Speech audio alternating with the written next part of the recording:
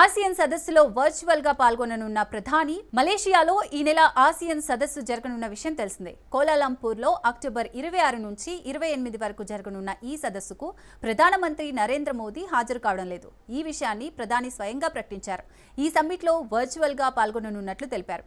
Asian భారత సమగ్ర వ్యూహాత్మక భాగస్వామ్యాన్ని మరింతగా బలోపేతం చేయడానికి ఎదురు చూస్తున్నట్లు పేర్కొన్నారు. ఈ మేరకు ఎక్స్ వేదికగా పోస్ట్ పెట్టారు. ఈ సదస్సు నేపథ్యంలో మలేషియాతో పాటు కంబోడియాలో కూడా ప్రధాని పర్యటించాలని తొలుత భావించారు. అయితే తాజాగా ఆయన ఈ సదస్సుకు వెళ్లకపోవడంతో కంబోడియా పర్యటన కూడా వాయిదా పడింది. ఈ సమ్మిట్కు అమెరికా అధ్యక్షుడు డొనాల్డ్ ట్రంప్ సహా అనేక దేశాల నాయకులు హాజరు కానున్నారు. ప్రధాని మోడీ గైహాజరు నేపథ్యంలో ట్రంప్ మోడీ భేటీ ఈసారి కూడా లేనట్లే.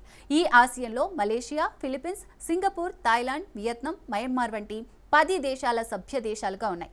ఈ సమ్మిట్లో ప్రధాని మోదీకి బదులు విదేశాంగ మంత్రి జయశంకర్ ప్రాతినిధ్యం వహించనున్నట్లు తెలుస్తోంది.